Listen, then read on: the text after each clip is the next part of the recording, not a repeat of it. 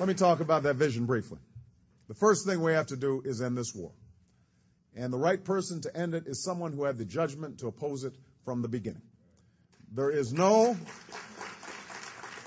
military solution in Iraq, and there never was. I will begin to remove our troops from Iraq immediately. I will remove 1 or 2 brigades a month and get all of our combat troops out of Iraq within 16 months. The only troops I will keep in Iraq will perform the limited missions of protecting our diplomats and carrying out targeted strikes on al-Qaeda. And I will launch the diplomatic and humanitarian initiatives that are so badly needed. So let there be no doubt, I will end this war.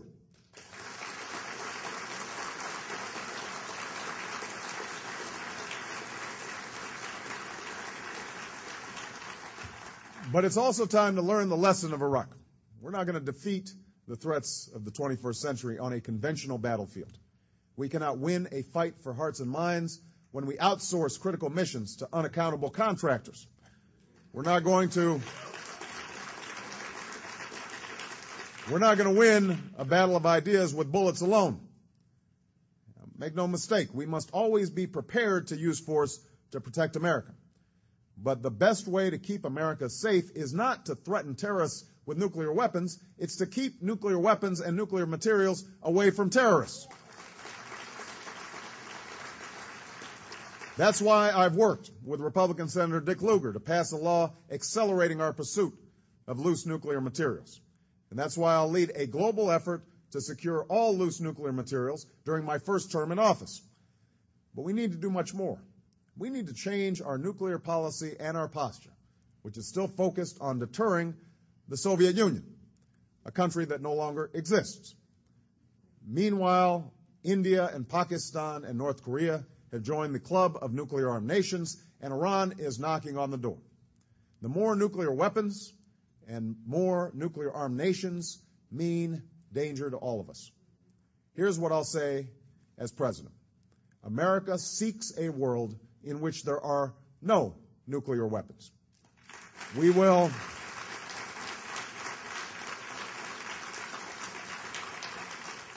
not pursue unilateral disarmament. As long as nuclear weapons exist, we'll retain a strong nuclear deterrent. But we'll keep our commitment under the Nuclear Non-Proliferation Treaty on the long road towards eliminating nuclear weapons.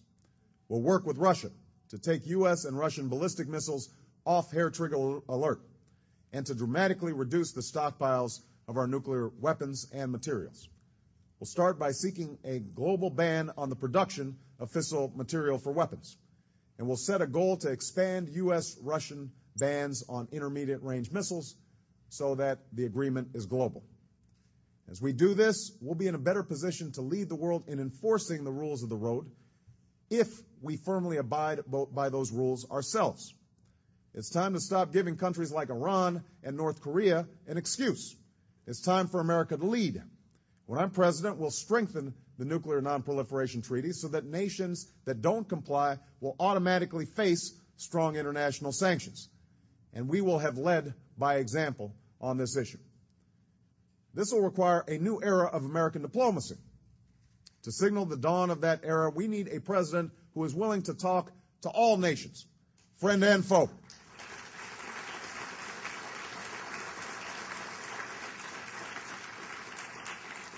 Understand, I'm not afraid that America will lose a propaganda battle with a petty tyrant. We need to go before the world and win those battles. If we take the attitude that the president just parachutes in for a photo op after the agreement has already been reached, then we're only going to reach agreements with our friends. That's not the way to protect the American people. That's not the way to advance our interests. Just look at our history. Ted Sorensen just referred to it. Kennedy had a direct line to Khrushchev. Nixon met with Mao. Carter did the hard work of negotiating the Camp David Accords.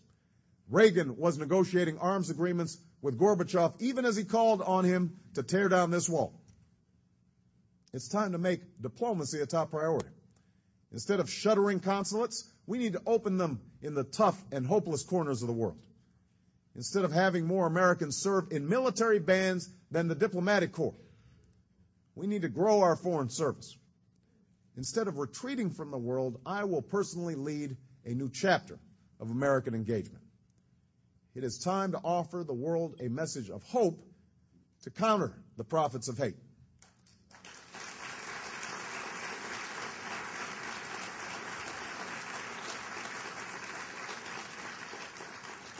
My experience has brought me to some of those hopeless places around the world.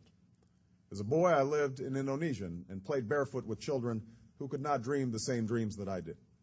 As an adult, I've returned to be with my family in their small village in Kenya, where the promise of America is still an inspiration, but where hardship abounds. As a community organizer, I worked in Southside neighborhoods that have been left behind by global change. As a senator, I've been to refugee camps in Chad where proud and dignified people can't hope for anything beyond the next handout. In the 21st century, progress must mean more than a vote at the ballot box. It must mean freedom from fear and freedom from want. We can't stand for the freedom of anarchy. We can't stand for the freedom of poverty, nor can we support the globalization of an empty stomach. We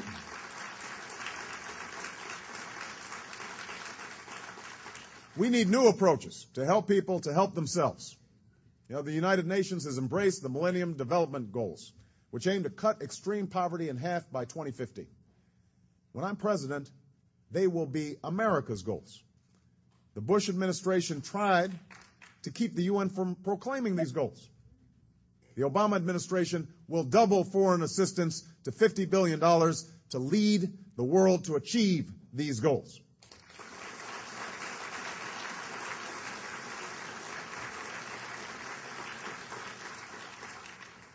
In the 21st century, we cannot stand up before the world and say that there's one set of rules for America and another for everyone else. To lead the world, we must lead by example. We must be willing to acknowledge our failings, not just trumpet our victories. And when I'm president, we will reject torture without exception or equivocation. We will close Guantanamo. We'll be the country that credibly tells the dissidents in prison camps around the world that America is your voice. America is your dream. America is your light of justice. We must not let the promotion of our values be a casualty of the Iraq War. We cannot secure America and show our best face to the world unless we change how we do business in Washington. We all know what Iraq has cost us abroad. But these last few years, we've seen an unacceptable abuse of power at home. We face real threats. Any president needs the latitude to confront them swiftly and surely. But we've paid a heavy price for having a president whose priority is expanding his own power. The Constitution is treated like a nuisance. Matters of war and peace are used as political tools to bludgeon the other side. We get subjected to endless spin to keep our troops at war, but we don't get to see the flag-draped coffins of our heroes coming home. We get secret task forces, secret budgeting, slanted intelligence, and the shameful smearing of people who speak out against the president's policies. All of this has left us where we are today, more divided, more distrusted, more in debt, and mired in endless war. A war to disarm a dictator has become an open-ended occupation of a foreign country. This is not America. This is not who we are. It's time for us to stand up and tell George Bush that the government in this country is not based on the whims of one person. The government is of the people, by the people, and for the people.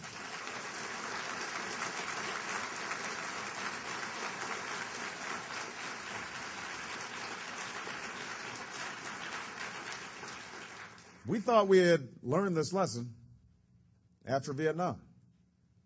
After Vietnam, Congress swore it would never again be duped into war, and even wrote a new law, the War Powers Act, to ensure it would not repeat its mistakes. But no law can force a Congress to stand up to the president.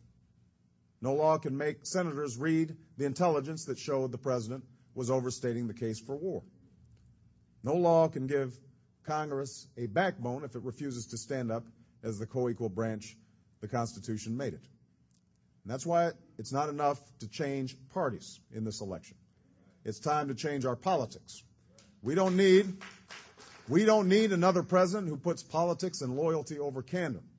We don't need another president who thinks big but doesn't feel the need to tell the American people what he or she thinks. We don't need another president who shuts the door on the American people when they make policy. The American people are not the problem in this country. They are the answer. And it's time we had a president who acted like that.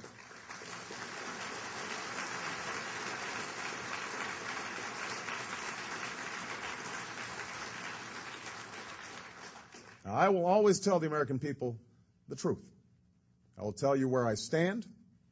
It's what I'm doing in this campaign. And it's what I'm going to do as president.